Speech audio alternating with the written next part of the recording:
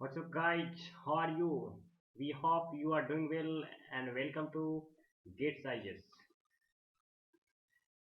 आज हम लोग 12 दिसंबर का द हिंदू का न्यूज एनालिसिस करेंगे। इसमें हम लोग देखेंगे इंपॉर्टेंट न्यूज और उसके बाद देखेंगे एडिटोरियल्स। ठीक है, तो जैसे कि हम लोग इंपॉर्टेंट न्यूज की बात करते हैं तो पहला जो न्यूज है ये न्यूज आपको आरबीआई कोऑपरेटिव सेक्टर से रिलेटेड है। ठीक है, कोऑपरेटिव बैंक जो है उसको कहीं ना कहीं वो जो प्रॉब्लम में या ट्रबलसम में अभी है उसको लेकर के आरबीआई और पीएम हमारे देश के जो प्राइम मिनिस्टर्स हैं और रिजर्व बैंक ऑफ इंडिया दोनों के द्वारा ये कहा गया कि हम किस तरह से हमें किस तरह से कोऑपरेटिव बैंक को जो अभी दयनीय स्थिति में है उसे किस तरह से अच्छे से अच्छे पोजीशंस में लाना चाहिए। जैसे कि यहाँ पे आप देख पा रहे होंगे ये जो यहाँ पे बताया जा रहा है कि RBI and PM signals reforms in trouble urban cooperative bank. जो अर्बन एरिया में कोऑपरेटिव बैंक हैं वो किस तरह से प्रॉब्लम को फेस कर रहे हैं। गवर्नर शक्तिकांत दास जो warns depositors against chasing higher returns. ठीक है, तो किस तरह से हमें उसको प्रमोट करना चाहिए और उससे कितना रिटर्न्स आ रहे हैं उस पर भी नज़र रखना चाहिए। इसी को लेकर के यहाँ पे आया है। तो चलिए जैसे कि यहाँ पे देखिए और बता रहा है कि रिजर्व बैंक ऑफ इंडिया के जो गवर्नर हैं कौन, तो शक्तिकांत दास। जैसे कि यहाँ पे आप देख पा रहे हैं इसका जो गवर्नर है शक्तिकांत दास है, इसके द्वारा बताया गया है कि रिजर्व बैंक ऑफ इंडिया जो ये कोऑपरेटिव बैंक है, ठीक है, उसका देखभाल, ठीक है, उसका देखभाल स्वयं आरबीआई के द्वारा किया जाएगा ताकि ज़्यादा से ज़्यादा जो इंश्योरेंस है विश्वसनीयता है पब्लिक का, ठीक है, कस्टमर का, उसका बने किस पे, तो कोऑपरेटिव बैंक में। तो वही कहता है यहाँ पे reserve bank of India and Sunday indicate है ना shipping regulatory change to reform the urban cooperative banks having the separate failure once the people against the parking of saving bank. किस तरह से सेविंग कर सकते हैं इस बैंक में, ठीक है, इसी को लेकर के ये न्यूज में आया है। अब देखिए नेक्स्ट जो है ये न्यूज आपका, ये न्यूज कॉरिडोर से रिलेटेड है। ठीक है, तो ये काशी विश्वनाथ कॉरिडोर, ठीक है, उसका जो है इनोग्रेशन किया जाएगा, शुभारंभ किया जाएगा किसके द्वारा, पीएम के द्वारा। तो ये टोटल मिला के 800 करोड़ का प्रोजेक्ट है। ठीक है, जो कि एंशियंट टेम्पल्स, ठीक है, एंशियंट टेम्पल्स को कनेक्ट करता है। ये कहाँ पे है, गंगा बैंक्स के किनारे है ना। तो इसी को लेकर के 400 मीटर लॉन्ग है Kashi Vishwanath corridor in Varanasi connecting to the temple of, dedicated to, किसको डेडिकेटेड है, लॉर्ड शिवा को डेडिकेटेड है। ठीक है, और ये बैंक ऑफ गंगा के किनारे अवस्थित है। इसका इनॉग्रेशन करेंगे आज 11 बजे पीएम। ठीक है, तो इसी को लेकर के है कि न्यूज में आया है। इसका कहता है कि फाउंडेशन जो रखा गया था, कब रखा गया था, मार्च 2019 में रखा गया था और 2022 में उत्तर प्रदेश असेंबली के द्वारा इसे क्या किया गया, इसको आगे बढ़ाया जाएगा। ठीक है, इसका कंप्लीशन का कार्य किया जाएगा। तो इसी को लेकर के तो टोटल मिला करके इसमें देखिए बताया गया है 500 रिलीजियस लीडर, ठीक है, फैमिली और इसमें रहेंगे। उसको आ जाकर के 300 से ज़्यादा, ठीक है, डेमोलिश टू कॉरिडोर का इन्विटेशन है अभी भी, ये बताया गया है इस न्यूज में। अब नेक्स्ट जो न्यूज है ये न्यूज आपका, ये न्यूज है आपका मणिपुर नागालैंड से। तो पिछले दिन जैसा कि आपको बताए थे, पिछले दिन ये आया था कि वहाँ का जो नागाज है, ठीक है, जो लोकल पब्लिक है वो वहाँ पे जो अफस्पा है, ठीक है, अफस्पा का विरोध कर रहे हैं। और यहाँ तक कि उन्होंने वहाँ का जो नागा 14 नागा का जो डेथ हुआ है, ठीक है, वायलेशंस में, उसका जस्टिस, उसे जस्टिस नहीं मिला है। इसी को लेकर के वो लोग क्या कर रहे हैं वहाँ पे कहीं ना कहीं आंदोलन कर रहे हैं, मूवमेंट कर रहे हैं कि जो 14 जो वहाँ पे सिविलियंस का डेथ हुआ है उसका, उसके फैमिली को जस्टिस मिलना चाहिए। इसी को लेकर के जो पड़ोसी नेबरिंग स्टेट हैं जिसमें कि उसका मणिपुर और असम, ठीक है, तो ये क्या है ना कि उसके अगेंस्ट में, ठीक है, किसके अगेंस्ट में, तो नागालैंड के अगेंस्ट में इनका कहना है कि आपसपा को बरकरार रखना चाहिए। इससे क्या होता है ना कि वहाँ पे लॉ एंड ऑर्डर अच्छे से मेंटेन रहता है और हमें किसी तरह से प्रॉब्लम नहीं होता। यहाँ तक कि म्यांमार का, ठीक है, वहाँ से जो हिंदूज आते हैं, जो भी पब्लिक आते हैं, तो उनका भी कहीं ना कहीं लॉ एंड ऑर्डर मेंटेन रहता है, ठीक है। तो जो घुसपैठी है उससे भी सुरक्षा मिलता है, क्योंकि सेंट्रल गवर्नमेंट जो अफस्पा लागू की है वहाँ पे, तो इसको लेकर के वहाँ पे स्ट्रिक्ट सारा चीज बने रहता है, ठीक है। तो इसी को लेकर के ये न्यूज में था। अब देखिए ये जो नेक्स्ट न्यूज है, ये न्यूज है सेडिटेशन को लेकर के, ठीक है। तो सुप्रीम कोर्ट, ठीक है, has taken note of section 124 A misuse, ठीक है। जब आप आर्टिकल, ठीक है, कॉन्स्टिट्यूशन का आर्टिकल 124 ए में जाइएगा, ठीक है, तो वहां पे सेडिटेशन से रिलेटेड है। सेडिटेशन क्या होता है? देशद्रोह। क्या होता है ना कि जब कोई भी पब्लिक, ठीक है, गवर्नमेंट या किसी ऐसी चीज को कॉन्स्टिट्यूशन का उल्लंघन करते हैं, वायलेशंस करते हैं, उस केस में क्या करते हैं, गवर्नमेंट उस पर सेडिटेशन का चार्ज लगा देते हैं, ठीक है, देशद्रोह का चार्ज लगा देते हैं, ठीक है। तो उसी के मिसयूज से रिलेटेड सुप्रीम कोर्ट ने कहा कि गवर्नमेंट को, जो सेंट्रल गवर्नमेंट है या स्टेट गवर्नमेंट है, उसे कहीं ना कहीं इसका मिसयूज नहीं करना चाहिए। क्या होता है ना, कभी कभी जो सेंट्रल गवर्नमेंट है या स्टेट गवर्नमेंट है, जो पब्लिक, ठीक है, ज़्यादा कहीं ना कहीं बोलते हैं गवर्नमेंट के अगेंस्ट, ठीक है, उस पर सेडिशन चार्ज लगा दिया जाता है, ठीक है। तो सुप्रीम कोर्ट इसी को लेकर के फिगर में आया है। तो वही यहाँ पे जो यूनियन लॉ मिनिस्टर्स हैं, कौन, किरेन रिजिजू, ठीक है, तो उसके द्वारा पार्लियामेंट में ऐसा कहा गया कि किसी तरह से सेडिशन को हटाने का, ठीक है, कोई प्रपोजल नहीं आया है, ठीक है। तो वही सुप्रीम कोर्ट यहाँ पे कहता है इट इज नॉट, ठीक है, it is enough to see there where any excesses in its use to limit the section 124 to its real purpose that would be enough। एक एग्जाम्पल दिया गया है इनके द्वारा, जैसे कि कहा गया कि जैसे कि बढ़ई होता है, ठीक है, उन्हें क्या किया जाता है, एक चाकू प्रोवाइड किया जाता है, ठीक है, या कोई भी हथियार प्रोवाइड किया जाता है, तो उसे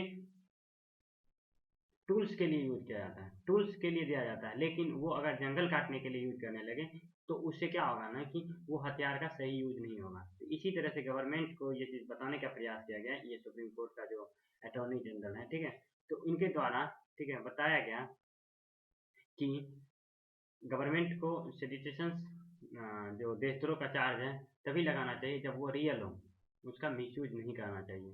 तो इसी को लेकर के ये न्यूज में आया। अब देखिए नेक्स्ट जो न्यूज है ये है वाराणसी से, ठीक है। जैसे कि हम पिछले दिन बताए थे कि इनके द्वारा ये बताया गया कि जो काशी, ठीक है, विश्वनाथ मंदिर है, ठीक है, तो उसका क्या क्या चीज़ का सिंबल है, लॉर्ड शिवा, ठीक है, और भी जो भी देवी देवता हैं, इसका गंगा से किस तरह से लिंक है, कैसे ये वर्क करेगा, ठीक है, कितना फेमस टेम्पल्स हैं, ठीक है। तो इसी चीज़ को लेकर के ये, ठीक है। अब देखिए आगे जो न्यूज है, ये न्यूज आपका, ये न्यूज S-400 से रिलेटेड है। इसमें आपको जैसे कि पता होना चाहिए, पिछले दिन व्लादिमीर पुतिन, ठीक है, जो रशिया के प्रेसिडेंट हैं, वो इंडिया आए, ठीक है, इंडिया आए, उन्होंने बहुत सारे ऐसे डील्स थे, चाहे वो हथियार से रिलेटेड हो या आपका इकोनॉमिक कॉरिडोर या और भी ढेर सारी चीज़ है जो इंटरनेशनल रिलेशंस हैं, ठीक है, उसको लेकर के बातचीत हुआ। तो उसी को लेकर के क्या हुआ ना कि S-400, ठीक है, S-400 के बारे में भी बात किया गया, उससे रिलेटेड भी डील किया गया कि भारत को S-400 प्रोवाइड किया जाएगा, ठीक है। तो वही यहाँ पे बता रहा है कि S-400 is symbol of Indian sovereignty. Russian diplomat, जो रशियन डिप्लोमेट है उसके द्वारा कहा गया कि S-400 जो है ये भारत की संप्रभुता का सिंबल है। मतलब कि यहाँ का सैन्य ताकत बढ़ेगा, इससे इसका जो संप्रभुता है वो मेंटेन रहेगा। एक चीज़ और आपको पता होना चाहिए कि जब ये S-400 के बारे में बात कर रहे थे, तो उससे पहले, ठीक है, जब डील कर रहे थे, तो उससे पहले जो यूएस के, ठीक है, यूएस के द्वारा ये कहा गया कि भारत किसी भी तरह से, ठीक है, रशिया से S-400 नहीं बाय करेंगे, ठीक है। तो ये तो हो गया कि मतलब यूएसए ने प्रतिबंध लगा दिया, ठीक है। तो यूएसए के द्वारा कहा गया अगर भारत ऐसा करता है, ठीक है, रशिया से इस तरह से लेता है S-400, रशिया के द्वारा ऐसा कहा गया कि यदि भारत रशिया से यूएसए के द्वारा ऐसा कहा गया, यदि भारत रशिया से F400 बाई करते हैं तो हम इंडिया पे क्या करेंगे, सैंक्शन लगा देंगे, ठीक है। तो इसी को लेकर के ये आया है कि भारत का ये F400 जो है ये भारत की सोवरेनिटी को लेकर के है, ठीक है। तो वही कहता है रोमन जो वहाँ के डिप्टी रशियन एम्बेसडर हैं, ठीक है, इंडिया में, उन्होंने ये कहा कि ये जो है हम आशा करते हैं कि ये लॉजिस्टिक एग्रीमेंट बहुत सारे इसके साथ, मतलब F400 एक तो आपका अस्त्र है, ठीक है, मिसाइल सिस्टम है, ठीक है, तो इसके साथ बहुत सारे एग्रीमेंट हुए, लॉजिस्टिक एग्रीमेंट से रिलेटेड। ये सब चीज़ कहीं ना कहीं भारत को एकीकृत करने का काम करेगा, भारत को इंटरनल स्ट्रॉन्गिटी और भारत को इंटरनेशनल लेवल पे कहीं ना कहीं उसे पहचान दिलाएगा, ठीक है। तो इसी को लेकर के ये न्यूज में आया। अब देखिए नेक्स्ट न्यूज जो है ये आपका न्यूज है बूस्टर डोज से रिलेटेड, ठीक है। तो इसमें क्या हुआ ना कि अभी जैसा कि आपको पता होना चाहिए कि थर्ड वेव आने वाला है, ठीक है, किसका, तो कोरोना वायरस का। तो उसी को लेकर के यहाँ पे है, अब बूस्टर डोज लगाने का प्लान चल रहा है गवर्नमेंट की ओर से, ठीक है।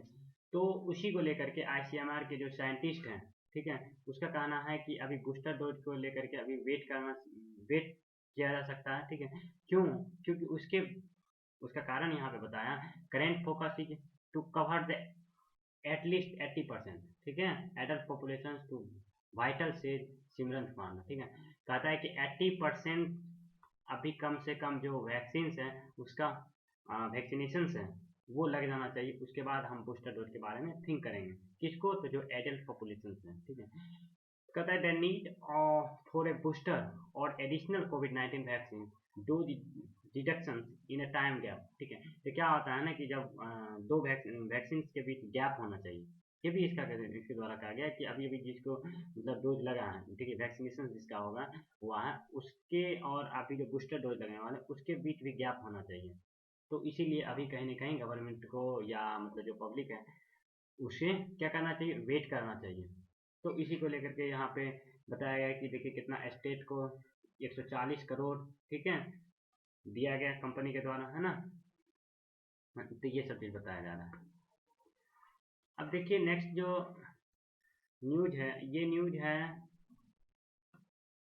G7, ठीक है।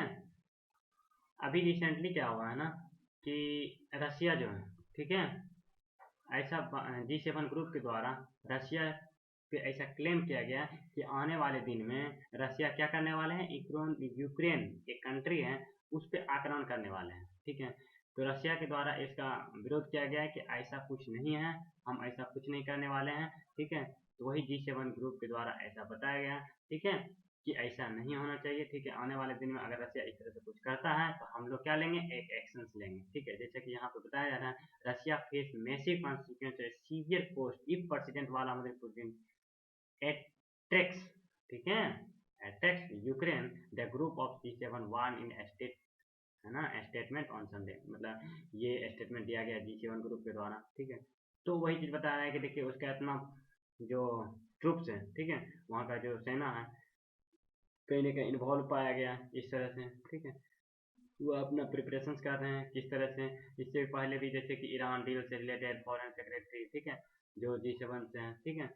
तो ये सब चीज़ अगर आप यूपीएससी का प्रिपरेशन करते हैं तो आप एक बार जा करके G7 ग्रुप, ठीक है, और G20 ग्रुप, ठीक है, एशियान, ठीक है, उसके बाद सार्क, ठीक है, ये सब के बारे में जाकर एक बार स्टडी कर लीजिए, मे बी क्वेश्चन आ सकते हैं क्योंकि रेगुलरली कहीं ना कहीं इससे एक क्वेश्चन रहता ही रहता है, ठीक है। तो इसी को लेकर के ये न्यूज में आया।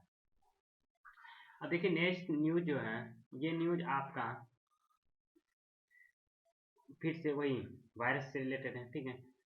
कौन सा वायरस, अभी जो एक नया वेरिएंट आया है, ठीक है, वेरिएंट तो पहले से ही था लेकिन ये जो वेरिएंट है ओमिक्रॉन, ठीक है, ये साउथ अफ्रीका से आया है, ठीक है। इसके द्वारा ये कहीं ना कहीं अभी अपना स्प्रेड कर रहा है, ठीक है, फैल रहा है धीरे धीरे, ठीक है। तो इसी के द्वारा मतलब WHO के द्वारा ये बताया गया है कि ये जो वायरस है, ठीक है, तो ये वायरस कहीं ना कहीं जो इससे पहले जितने भी वायरस थे, ठीक है, जिसमें कि डेल्टा सबसे ज़्यादा डेंजरस था, ठीक है, तो उसके मुकाबले, ठीक है, कम खतरनाक है लेकिन इसका स्प्रेडिंग लेवल जो है काफ़ी हाई है, ठीक है, आने वाले दिन में ये काफ़ी स्प्रेड कर सकते हैं, ठीक है। तो इसी को लेकर के हैं कि देखिए कहता है ओमिक्रॉन, ठीक है, corona virus variant is more transmittable, ठीक है, then delta strain and reduce vaccination efficacy, ठीक है। ये क्या करता है, जो वैक्सीनेशन है, जो वैक्सीन हुआ है, ठीक है, उसकी भी जो पावर है उसको कम करता है, और उसके बाद इसका सिम्टम जो है बहुत कम दिखाई देता है, ठीक है।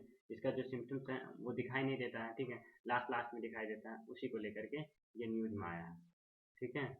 तो इसको रिपोर्ट कब मिला, तो इसको रिपोर्ट मिला 24 नवंबर को, इस तरह से कि ऐसा कुछ है, ठीक है। अब चलिए हम लोग डिस्कशन करते हैं एडिटोरियल्स को, ठीक है। तो ये पहला जो एडिटोरियल्स है ये कॉन्स्टिट्यूशन के इवैल्यूएशन और फ्रेमिंग को लेकर के है, काफ़ी इंटरेस्टिंग है। हम लोग डिटेल से इस एडिटोरियल्स के बारे में देखेंगे, ठीक है। तो जैसा कि इसमें बताया गया है कि 26 नवंबर, ठीक है, 26 नवंबर को गवर्नमेंट ऑफ इंडिया का, ठीक है, तो पहला जो सेंट्रल हॉल था, ठीक है, पार्लियामेंट में, तो उसमें क्या हुआ था ना कि कॉन्स्टिट्यूशन असेंबली लाया गया था, ठीक है, टोटल मिला करके कब, तो 72 ईयर्स एगो, ठीक है, वहाँ पे स्पीच दिया गया और बताया गया कि किस तरह से संविधान बनेगा। बहुत सारे उसमें पॉलिटिकल लीडर शामिल थे इस तरह से, और यहाँ तक कि पहले ही अनुमान लगाया गया था कि किस तरह से स्पीच देना है, कैसा हमारा भारत होगा आने वाला दिन में, है ना। तो ये सब चीज़ था। तो और भी किस क्लास को कितना डिबेट देना है, किस क्लास को आगे लेकर के कौन बैकवर्ड क्लास है, ठीक है।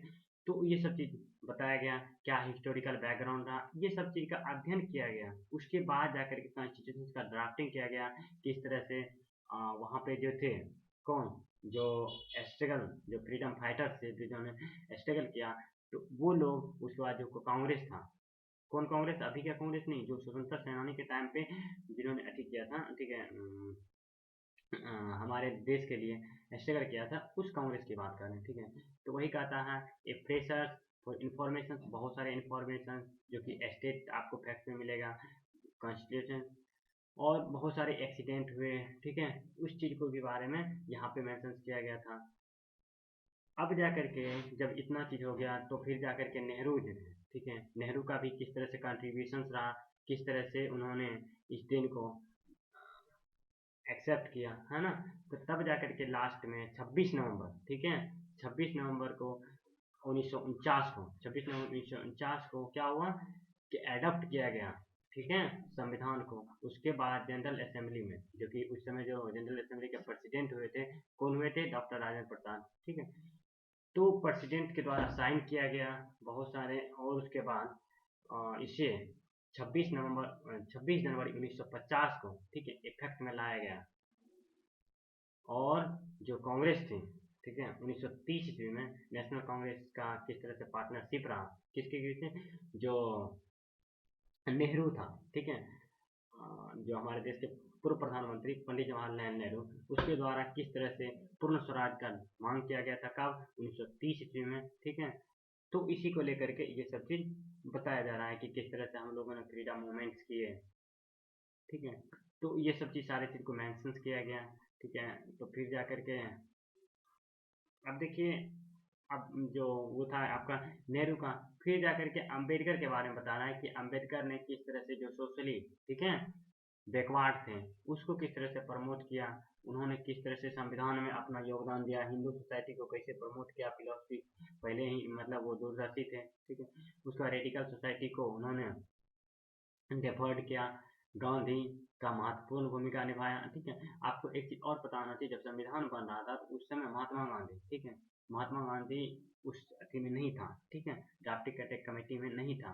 उसके जो कार्य था, उसके जो जीवन शैली था, ठीक है, उसका जो सोच था, वो डॉक्टर भीमराव अंबेडकर के द्वारा कहीं ना कहीं संविधान में इंक्लूड किया गया। जिसमें कि आपको एक और चीज पता होना चाहिए, जो पंचायती राज है, ठीक है, तो संविधान में इंक्लूड करने का बात आया तो ये किनका सोच था, तो महात्मा गांधी का सोच था। तो उसी के बारे में यहाँ पे बताया गया है। अब देखिए नेक्स्ट आर्टिकल जो है, ये है आपका पेंडेमिक वर्ल्ड का, ठीक है, मतलब पोस्ट पेंडेमिक वर्ल्ड, यानी कि पेंडेमिक के बाद अभी रिसेंटली जो कोविड-19 आया था उसके बाद का वर्ल्ड के बारे में बता रहा है कि किस तरह से हम लोग को, जो हमारा विश्व है, उसे किस तरह से लेकर के आगे बढ़ना चाहिए, कैसे हम लोगों को एक साथ चलना चाहिए ताकि आने वाले दिन में किस तरह हमें किस तरह से आने वाले दिन में कोई भी, चाहे वो क्लाइमेट चेंज से रिलेटेड हो या ज्योग्राफिकल या किसी भी तरह से डिजास्टर हो, उससे हम लोग फेस कर सकें, पूरे ग्लोबल को लेकर के ये बताया जा रहा है। वही कहता है the stepping stone in the post pandemic world in build global economic partnership. हमें एक कंट्री को दूसरे कंट्री को एक दूसरे का सहयोग करना चाहिए। जो क्रिटिकल सिचुएशन हुआ था, ठीक है, उसमें इंडिया का भी कहीं ना कहीं एक क्रूशियल रोल है, काफ़ी महत्वपूर्ण रोल है। तो फिर कहता है कि पैंडेमिक हैज प्रोफुली इम्पैक्ट लाइव्स, है ना, जो लाइवलीहुड है पूरे वर्ल्ड में, ठीक है, काफ़ी अफेक्टेड हुआ है। चाहे वो ट्रेड से रिलेटेड हो, इन्वेस्टमेंट से रिलेटेड हो, एम्प्लॉयमेंट से रिलेटेड हो, या अदर गवर्नमेंट जैसे कि इंस्टीट्यूशन हो, और यहाँ तक कि जो नॉन प्रॉफिट ऑर्गेनाइजेशन हैं, वो भी कहीं ना कहीं अब किसी का हेल्प करने से किस तरह से ग्लोबल को टैकल को चैलेंज है उसके पास, सारे चीज़ को उसे कहीं ना कहीं आगे लेके बढ़ना होगा, ठीक है। नोवेल कोरोना वायरस ने एक बार फिर से, ठीक है, जो ये इंटीग्रेंस, ठीक है, इंटरनेशनल इंटीग्रेशन है, उसको चैलेंज दिया है, ठीक है, और सारे इकोनॉमिक को, ठीक है, ग्रोथ को डाउन कर दिया था। अब हमें क्या करना चाहिए, आगे बढ़ना चाहिए। तो हमें क्लाइमेट चेंज, सस्टेनेबल डेवलपमेंट, ठीक है, ये सब चीज़ को, उसके बाद टेक्नोलॉजी को एक्सीलरेट करना चाहिए और नए नए टेक्नोलॉजी को एडेप्ट करना चाहिए। ट्रेड एंड इन्वेस्टमेंट को प्रमोट करना चाहिए, और उसके बाद जाकर के बहुत सारे कंट्री को इस तरह से टेम्प्रोरी सप्लाई चेन जिसको ज़रूरत है, जो कंट्री ज़्यादा मतलब प्रॉब्लम फेस कर रहा है, उससे सहयोग करना चाहिए, ठीक है। इस तरह से हमें अगला जो है ये कहता है चेंज द वर्ल्ड, ठीक है, वर्ल्ड को हमें चेंज करना चाहिए। पार्टनरशिप समिति को, समिट का आयोजन करना चाहिए, ग्लोबल कॉन्फ्रेंस करना चाहिए, बहुत सारे चीज़ को, ठीक है, कॉन्फ्रेंस ऑफ इंडिया, ठीक है, CIC, और भी जैसे मल्टीपल लेवल पे हमें कॉम्बिनेशन करना चाहिए। और उसके बाद बहुत सारे जो कॉमन ग्लोबल प्रॉब्लम है, ठीक है, इसको लेकर के भी आगे बढ़ना चाहिए, रिफॉर्म करना चाहिए, ठीक है। तो यही सब चीज़ें हैं इसमें, ठीक है। अब देखिए नेक्स्ट जो है आपका एडिटोरियल्स, ये एडिटोरियल्स हैं आपका फ्रीडम एंड पावर, ठीक है। रिसेंटली क्या हुआ है ना कि USA में एक नहीं सॉरी, USA में नहीं, UK में एक पब्लिक है, ठीक है, वो पर्टिकुलरली शायद किसी मीडिया से रिलेटेड है, ठीक है, जर्नलिस्ट है। उसे क्या किया गया ना कि वहाँ पे जेल में बंद कर दिया गया, ठीक है। तो उन्होंने शायद किसी कंट्री के अगेंस्ट, ठीक है, वो अगेंस्ट में बोले थे, जिसको लेकर के उन्हें जेल में बंद कर दिया गया। तो इसी को लेकर कहता है कि फ्रीडम एंड पावर, कि कहीं ना कहीं फ्रीडम नहीं है, जो इलेक्टेड लीडर होता है उसके हाथ में कहीं ना कहीं पावर हो जाता है, ठीक है, वो कहीं ना कहीं जो पब्लिक है उसका स्वतंत्रता छीन लेता है, ठीक है। तो इसी को लेकर कहता है elected leaders must keep their promise of freedom and equality for their people, ठीक है।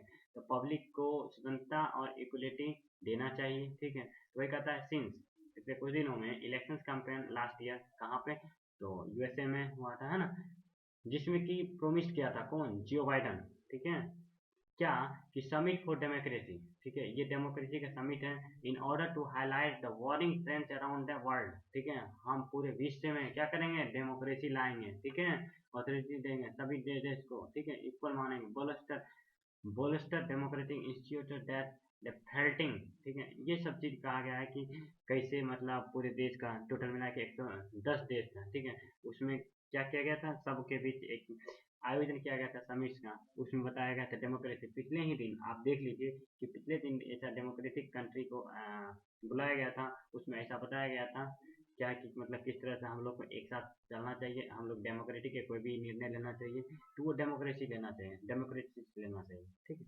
तो इसी को लेकर के है, ठीक है। Thank you for listening and watching this video, ठीक है। आज तक के लिए इतना ही, फिर मिलते हैं आपसे अगले दिन का वीडियो के साथ। तब तक के लिए आप लोग अपना पढ़ाई कंटिन्यू रखिए। Thank you.